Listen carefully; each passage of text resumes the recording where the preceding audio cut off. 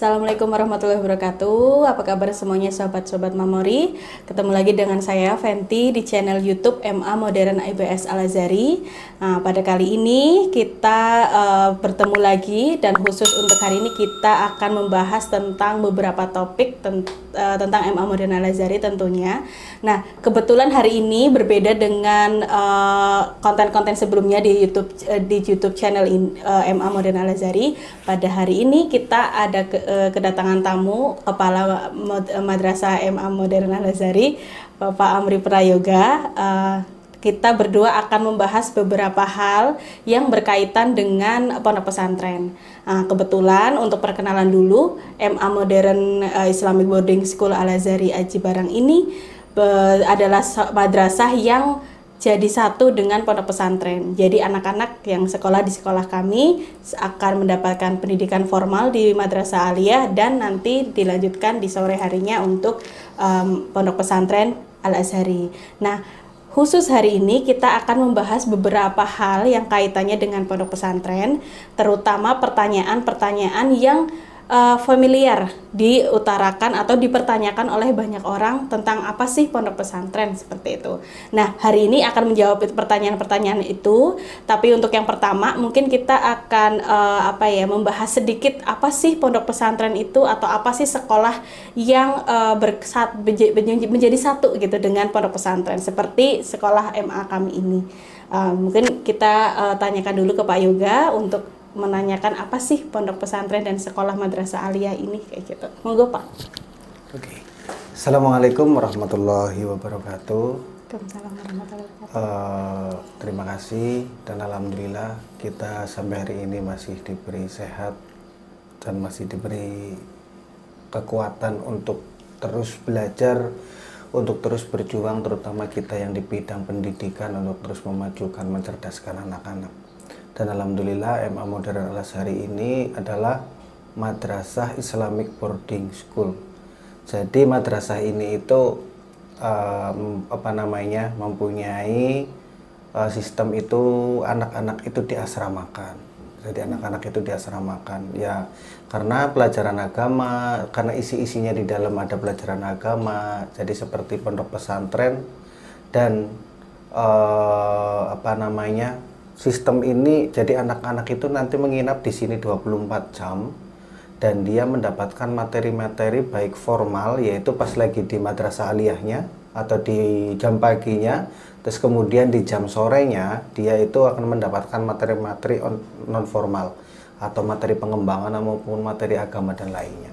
Ya kilas sekelompok besarnya kayak gitu untuk sekolah madrasah aliyah. Mungkin berbeda ya Pak dengan sekolah umum. Kalau sekolah umum kan mungkin anak akan pulang di sore harinya. Nah, untuk kaitannya dengan madrasah aliyah Al-Azhari yang ibaratnya bersinkronisasi dengan pondok pesantren, kira-kira apa saja sih yang didapat dari skillnya mungkin anak-anak yang di pondok pesantren yang membedakan dengan otomatis dengan sekolah umum seperti itu? Kira-kira apa gitu Pak? Oke, yang jelas anak yang sekolah di pesantren ataupun di sekolah di boarding itu punya banyak sekali perbedaan dengan anak-anak yang hanya sekolah umum. Bukan berarti yang di sekolah umum jelek, tidak, tapi anak-anak yang di sekolah boarding mempunyai beberapa kelebihan yang tidak didapatkan di sekolah umum. Yang pertama itu adalah yang jelas kemandirian. Karena pada saat anak-anak di boarding itu dia mengatur hidupnya sendiri, baik itu waktu, baik itu manajemen pikiran, baik itu manajemen keuangan, baik itu manajemen emosi dan lain sebagainya. Itu dia mendapatkan pelajaran itu secara langsung dan langsung diterapkan di dalam kehidupannya sehari-hari di sini. Dan ini adalah, kalau menurut kami atau menurut saya pribadi, ini itu adalah lebih penting daripada ibaratnya pelajaran formal. Justru yang lebih penting pendidikan itu sebenarnya di sini. Kalau pelajaran formal ibaratnya jika kita belajar tentang IPS atau tentang apa, tapi pemanfaatan pemakaian ilmu IPS itu kan tidak langsung diterapkan pada hari itu juga, mungkin hanya dalam waktu kebutuhan-kebutuhan tertentu saja. Tapi dengan anak-anak belajar di pondok pesantren ini, yang pertama pasti dia mempunyai mental yang lebih kuat daripada anak-anak yang tidak di pesantren atau tidak di boarding. Kenapa? Karena dia harus memutuskan semua kejadian yang dia alami itu dengan pertimbangan dia sendiri. Contoh simpel gini, saya harus mencuci hari ini, mencuci baju hari ini, gitu. Itu sebuah keputusan yang mungkin sederhana. Tapi jika dia tidak bisa memutuskan, oh saya harus cuci hari ini, kemungkinan dia kehabisan baju, atau mungkin dia nggak punya baju bersih, atau mungkin dia nggak punya waktu lagi untuk mencuci dan lain sebagainya. Itu contoh tentang kemandirian. Terus kemudian yang selanjutnya lagi itu, yang paling penting di sini itu adalah manajemen emosi. Seumuran madrasah aliyah itu adalah anak-anak yang sedang rasa ingin tahunya, rasa ingin tahunya itu tinggi. Terus kemudian dia punya mulai kritis, dan dia juga anak-anak yang mulai seneng perform di depan orang. Terus dia ingin menunjukkan kemampuannya ke depan orang lain. Nah di situ, padahal yang namanya kehidupan di pesantren atau di kehidupan di asrama, dengan semua anak yang mempunyai sikap seperti itu, tentu pasti ada yang namanya masalah sosial, konflik sosial, atau mungkin perbedaan pendapat, atau mungkin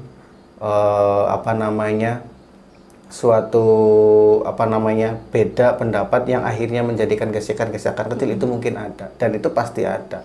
Ibaratkan kita hidup di masyarakat, itu fakta masyarakat ya seperti ini, dan anak-anak sudah mengalami hidup di masyarakat di sini. Nah, dengan banyak sekali pertimbangan, dengan dia memperhatikan sikap tenggang rasa, dengan dia memperhatikan sikap adab dan lain sebagainya, itu secara otomatis dan tidak disadari oleh anak, dia belajar dengan cara memanajemen emosi. Aduh, saya nggak boleh marah, saya harus menerima argumen, saya harus menerima kritikan, saya harus berusaha berjuang menjadi lebih baik. Itu otomatis muncul secara alamiah. Itu tentang manajemen emosi saja. Terus kemudian yang paling yang paling penting, tidak kalah pentingnya juga adalah manajemen waktu. Jadi ibarat orang di sekolah umum atau madrasah atau anak-anak yang di sekolah umum kan, dia memanajemen waktu itu kan jam 7 berangkat, terus kemudian sekolah udah ada jadwal rutinan di sekolah kan ya, terus kemudian pulang. Walaupun mungkin di rumah dia saja bisa. Nah, tapi itu kan masih di sekolah ada orang tua, ada dari guru, terus kemudian di rumah ada orang tua. Nah, kalau di boarding, kalau di madrasah aliyah, jadi anak-anak itu benar-benar harus bisa memanajemen waktu. Makanya, contoh makan saja. Jam makan itu adalah jam 6 sampai jam setengah 7, atau jam 6 sampai jam 7 kurang 15 menit. Jadi kalau misalkan anak-anak tidak bisa memanajemen waktu jam itu supaya bisa makan, dia nggak bakal ada waktu buat makan gitu. Contoh simpelnya kayak gitu. Nah, contoh lagi misalkan jam malam itu anak-anak itu selesai pelajaran non formal itu misalkan jam 10 atau jam 9. Nah, jam 9 sampai jam 10 itu waktu belajar mandiri. Nah, pada saat waktu belajar mandiri, jika dia tidak menggunakan waktu itu dengan baik, jam 9 sampai jam 10, mungkin banyak sekali PR atau pekerjaan. Kalau di sini nggak ada pekerjaan rumah, adanya pekerjaan asrama ya, karena tidurnya di asrama.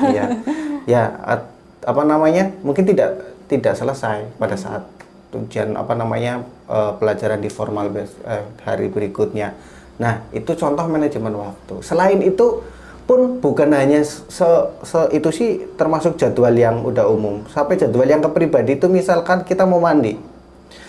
Misalkan mandi itu kita satu kamar mandi itu dikelola dipakai oleh sekitar 5 atau sampai 7 anak misalkan.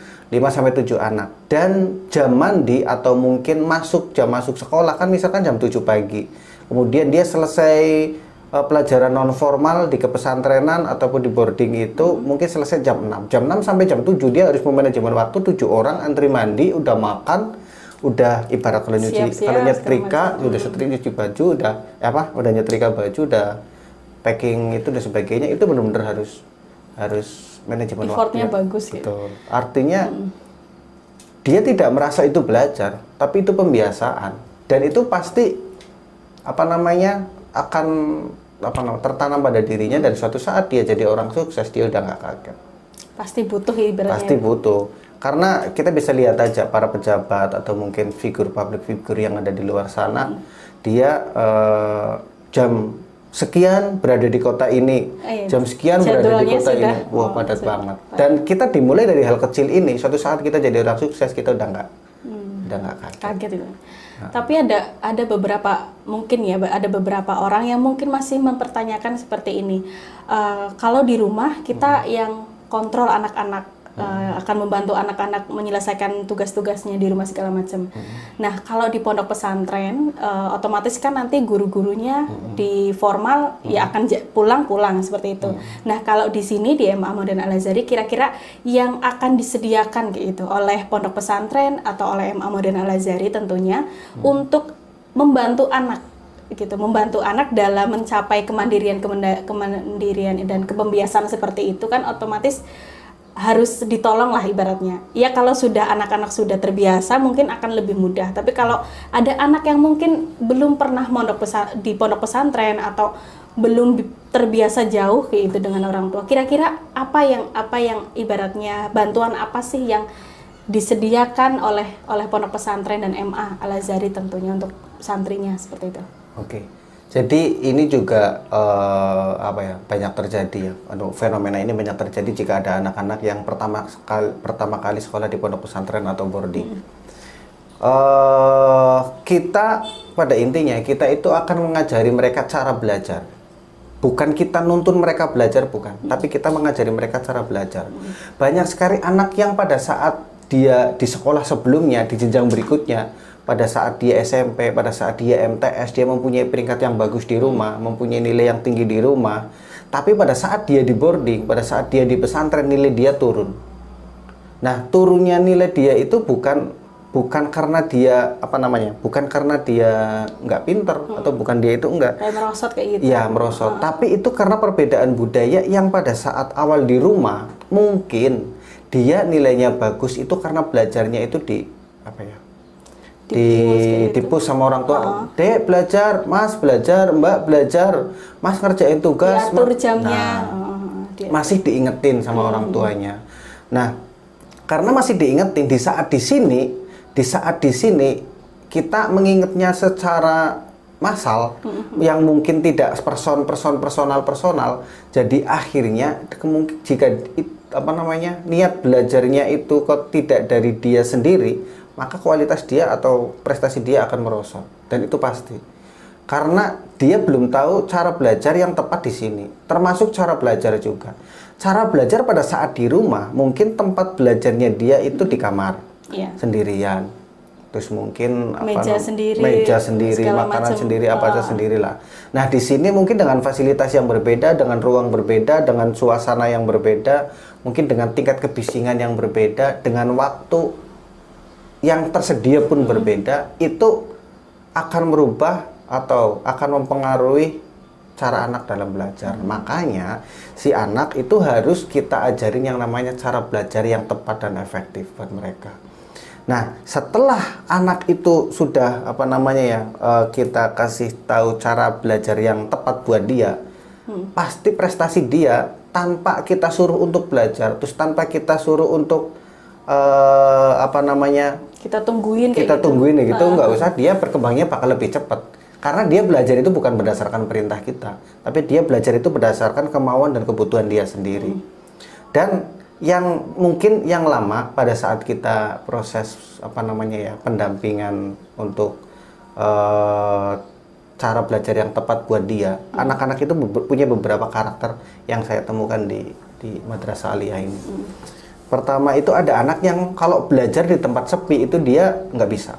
Harus ramai. Harus ramai. Padahal itu, belajar kan di tempat sepi bisa fokus, tapi enggak juga. Ada karakter anak yang kalau dia belajar di tempat sepi itu dia malah ngalamun, ngantuk. Tidur.